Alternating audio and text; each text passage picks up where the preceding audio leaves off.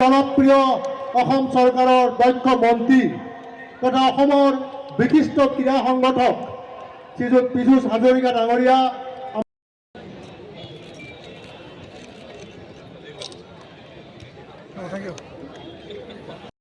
সকলো জিলাতে হ'ব, য'ত বনাঞ্চল, য'ত বিজিআৰ চৰকাৰী মাটিত এই বিশেষ লোকসকলে দখল কৰিছে, বেদখল কৰিছে, তাক কঠোৰ হাতেৰে প্ৰতিৰোধ কৰা হ'ব আৰু বেদখলকাৰীক আমাৰ এই খিলঞ্জীয়াৰ অঞ্চলৰ পৰা নিশ্চয়কৈ মুক্ত কৰা হ'ব।